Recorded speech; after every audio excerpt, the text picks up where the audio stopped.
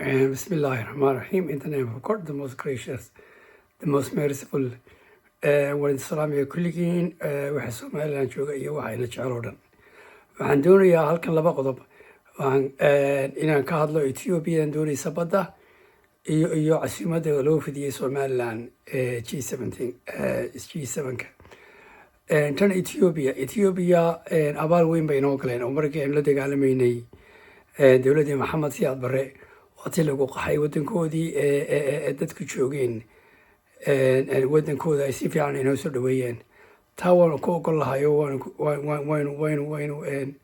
waynu ognahay abaalka ay inoo galeen mana ilaaweyno Somaliland abaalka dadka galaan ma ilawdo inaguba soo dhaweynay baddeena siina berbera bad kale hadday doonayaan waa la siinayaa ama sayl ha ahaato ama dekad kale ayaan uga jeedaa ama sayl ha ahaato ama maydhe ha ahaato ama ha ahaato ilaa iyo ceero gaabo dhul weyn ma leenahay badan waaweyn baan leenahay dekad way ka furan kartaa waana laga karayn karaa laakiin askarteeda keenanayaan iyo ciidan badda ciidanka askarta badda ay leeyihiin ayaa baddeena keenaya anigu taas khalad baan u arkaa ciidankaas waxay lahaayeen markii badda ka haysteen moogtahay Eritrea ayay lahaayeen ciidanka ayaa u joogi jireen meesha Asmara iminka iyagu ma laha bad moogtahay sida Ethiopia sida Djibouti looga kareeyay oo kale ayaan uga kareenayna laakiin inay ciidan la yimaadaan bad la siiyo dekadan la siiyo waa adduunyada wax dekada siiya ma jirto waa la iska kareeyaa adduunyada waanu ka kareeynaa Ethiopia waanu jecelahay bad lama siinayo aniga khalad bay la tahay taasi nimankan haddii taas baxdo kama noqonayaan wadankeena waxay ku sameeyeen Eritrea weynigii ogeyn